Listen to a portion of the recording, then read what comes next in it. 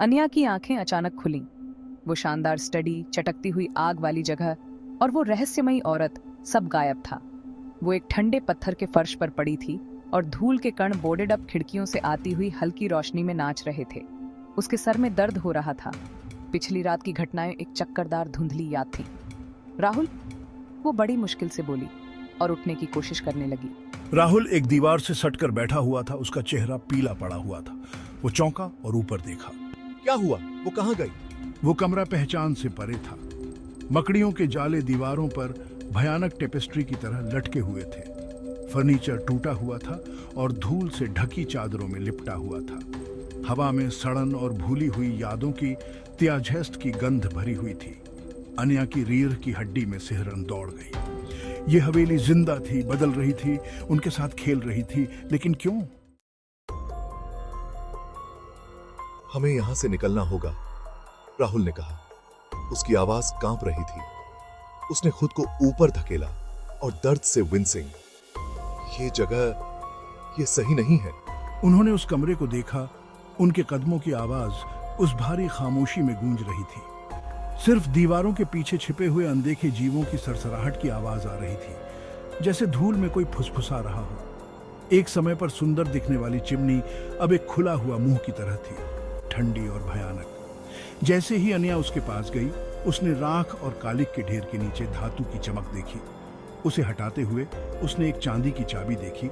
इसका जटिल डिजाइन उसकी हथेली के विपरीत ठंडा था। देखो, उसने सांस लेते हुए कहा और उसे ऊपर उठाया। हो सकता है कि ये बाहर जाने का रास्ता खोल दे। राहुल की आंखों में उम्मीद की किरण जागी। या हमें इस नाइटमेयर में और अंदर ले जाए, उसने बुदबुदाते हुए कहा। लेकिन वो अनया के पीछे पीछे चल पड़ा जब वो उस कीहोल को ढूंढ रही थी जहां ये चाबी लगती हो। चाबी का छेद चालाकी से चूल्हे में एक ढीले पत्थर के पीछे छुपाया गया था। जैसे ही चाबी घुमाई गई, एक कर्कश आवाज के साथ दीवार का एक हिस्सा अंदर की ओर आ गया और एक संकरा, मकड़ियों के जालों से भरा हुआ रास्ता दिखाई दिया। अंदर की हवा बांसी और ठंडी थी, जिसमें गीली मिट्टी और कुछ हल्का मीठा और क्लॉइंग महक आ रही थी। क्या तुम्हें लगता है कि हमें जाना चाहिए? अनिया ने पूछा। उसकी आवाज बस एक फुसफुसाहट थी। राहुल का जबड़ा दृढ़ निश्चय से जकड़ा हुआ था। हमारे पास कोई विकल्प नहीं है। हमें पता लगाना होगा कि क्या हो रहा है। उसने अनिया का हाथ थामा और वो दोनों अंधेरे में चले गए। उनके पीछे की दीवार एक हल्की सी आवाज के साथ बंद हो गई, जो उस बंद जगह में एक अशुभ गूंज की तरह गूंज उठी। वो रास्ता एक विशाल अंडरग्राउंड चेंबर में खुलता था, जो एक खुरदरी लकड़ी के बीम से लटकी हुई एक टिमटिमाती हुई लालटेन से जगमगा रहा था। हवा में सड़न की गंध भरी हुई थी और फर्श गीली मिट्टी का बना था। कमरे के बीच में एक भारी लकड़ी की मेज रखी थी, जिस पर चमड़े की बनी एक डायरी रखी थी। इसके पन्ने समय के साथ पीले पड़ गए थे। अनिया ने सावधानी से किताब उठाई। इसका कवर मुलायम और कोमल था। चमड़ा समय के साथ चिकना हो गया था। पहले पन्ने पर एक नाम लिखा हुआ था, जो मकड़ी के जाले जैसा था, एलेनोर वैंस। एलेनोर वैंस कौन है?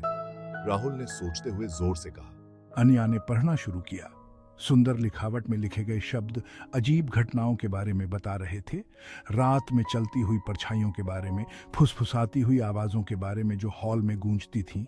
एलेनोर ने एक छिपे हुए कमरे के बारे में लिखा था, एक ऐसी जगह के बारे में जहां शक्ति थी, और एक चेतावनी के बारे में जिसे वो नजरअंदाज करने की हिम्मत नहीं कर सकती थी। ताबीज के बारे में एक चेतावनी। Section 5, journey to the unknown. Eleanor की डायरी में हवेली के भीतर एक छिपे हुए रास्ते के बारे में बताया गया था। एक गुप्त रास्ता जो उस जगह तक जाता था जिसे वो द फाइनल रूम कहती थी। उसने लिखा था, वहां बहुत अधिक शक्ति वाली एक वस्तु है, एक ऐसी वस्तु जो बहुत अच्छे और बहुत बुरे दोनों काम कर सकती है, एक ऐसी वस्तु जिसे कभी भी डिस्टर्ब नहीं करना चाहिए।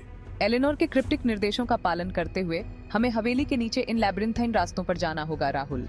उनका सामना क्रम्बलिंग आर्चवेज, छिपे हुए एल्कोव्स और गुप्त दरवाजों से हुआ, जो उनके छूते ही खुल जाते थे, मानो अनदेखे हाथों द्वारा निर्देशित हों। ऐसा लग रहा था जैसे उनके हर कदम पर हवेली अपने चारों ओर सांस ले रही हो। इसकी लकड़ी की हड्डियां चरमरा रही थीं और कराह रही थीं। S2, media, crumbling archways, fragile old structures in a mansion. हाँ अनिया, लेकिन सावधान रहना।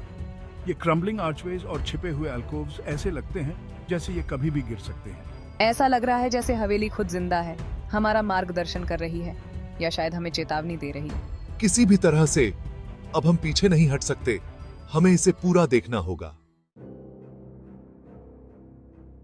Section 6 the final room. अंत में वो एक बड़े गोलाकार कक्ष में पहुंचे। यहां ज्यादा ठंड थी, हवा में एक ऑलमोस्ट टैंगिबल खतरे का एहसास था। बीच में छत में एक दरार से आती हुई पीली चांदनी की रोशनी में नहाया हुआ एक पत्थर का पेडेस्टल था। उस पर एक ताबीज रखा हुआ था जो गहरे ऑब्सिडियन रंग का एक आंसू के आकार का पत्थर था, जिसमें चमकते हुए सोने की नसें थीं। देखो राहुल, ताबीज ये बिल्कुल वैसा ही है जैसा एलिनोर ने बताया था।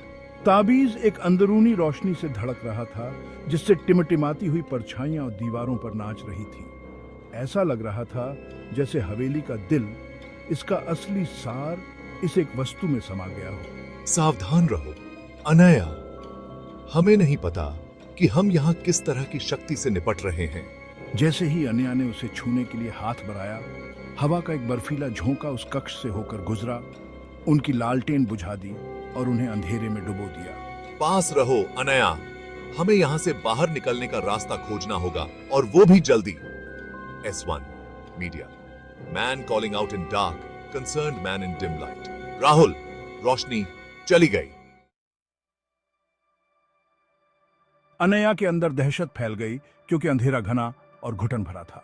वो पीछे की ओर ठोकर मार बैठी, उसका हाथ राहुल से जा टकराया। उसकी पकड़ मजबूत और भरोसा दिलाने वाली थी।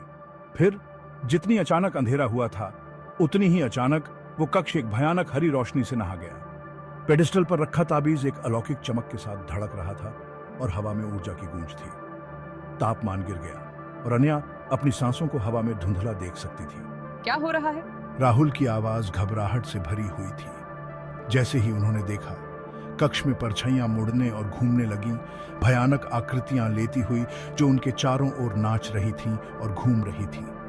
हवा फुसफुसाहट से भर गई, हल्की और अस्पष्ट, जैसे सूखे पत्तों की सरसराहट। परछाइयां ठोस होती गईं, खुद को भूतिया आकृतियों में बदल लिया जो दीवारों से इस तरह निकल रही थीं जैसे खुद पत्थर से ही निकली हों। वो पारदर्शी, चमकदार आकृतियां थीं, उनकी विशेषताएं धुंधली और अस्पष्ट थीं। फिर भी उनकी आंखें एक ठंडी, दुष्ट रोशनी से जल रही थीं। अनया हाँफने लगी, खुद को राहुल के पास दबाते हुए। उसका दिल उसकी पसलियों से टकरा रहा था। आकृतियां उनकी ओर बढ़ीं, उनकी गति फ्लूइड और खामोश थी। उनकी निगाहें उस ताबीज पर टिकी हुई थीं जो एक भयानक हरी रोशनी से धड़क रहा था। हमें यहाँ से निकलना होगा, राहुल फुसफुसाया, अनया को उस ओपनिंग की ओर खींचते हुए जहां से वो आए थे। लेकिन जैसे ही वो भागने के लिए मुड़े, एक खून जमा देने वाली चीख उस कक्ष में गूंज उठी, जिससे वो अपनी जगह पर ही रुक गए। चीख हर जगह से और कहीं से भी नहीं आ रही थी, पूरे कक्ष में गूंज रही थी और गूंज रही थी, पत्थर की दीवारों से टकरा रही थी। अनया ने महसूस किया कि उसका खून ठंडा हो गया है, उसकी सांस उसके गले में अटक गई है। हम उसकी मदद नहीं कर सकते, जो भी है, हमें यहाँ से निकलना होगा। वो उसे अपने साथ खींचकर ले गया। उनके कदमों की आवाज पत्थर के फर्श पर गूंज रही थी, क्योंकि वो उस रास्ते से वापस भागे भूतिया आकृतियां उनका पीछा कर रही थी। हवा ठंडी होती गई, परछाइयां लंबी होती गईं और मुड़ती गईं मानो जिंदा हों, उन्हें बर्फीली उंगलियों से पकड़ने के लिए पहुंच रही हों। वो अपने पीछे भूतिया आकृतियों को सुन सकते थे। उनके अलौकिक कदम कोई आवाज नहीं कर रहे थे, फिर भी उनकी उपस्थिति अचूक थी। वो उस कक्ष में वापस आ गए जहां डायरी थी। उनके फेफड़े जल रहे थे, उनके दिल उनकी छाती में तेजी से धड़क रहे थे। लालटेन अभी भी अपनी जगह पर पड़ी थी, इसकी लौ बुझ चुकी थी। रोशनी सिर्फ ताबीज से आ रही थी, इसकी हरी चमक दीवारों पर लंबी नाचती हुई परछाइयां डाल रही थी। जैसे ही वो छिपी हुई सीढ़ियों की ओर बढ़े, उनके सामने की दीवार अंदर की ओर आ गई। उस रास्ते को प्रकट नहीं किया जहां से वो आए थे, बल्कि एक विशाल ओक का दरवाजा दिखाई दिया। इसकी सतह को इंट्रिकेटली उकेरा गया था, जिसमें घूमते हुए अराजकता और निराशा के दृश्य थे। एक गहरी गूंजती हुई झंकार पूरे कक्ष में गूंज उठी, क्योंकि दरवाजा धीरे धीरे अंदर की ओर खुल गया, जिसमें रंगों और आकृतियों का एक घूमता हुआ भंवर दिखाई दे रहा था। ऊर्जा का एक मेलस्ट्रोम जो उन्हें आगे बुला रहा था। अनया और राहुल ने एक दूसरे को देखा। उनकी आंखों में डर और मॉर्बिड क्यूरियोसिटी का मिश्रण था। दरवाजे के बाहर क्या था? क्या ये बाहर निकलने का रास्ता था, या ये उन्हें हवेली के घातक आलिंगन में और गहराई तक ले जाएगा?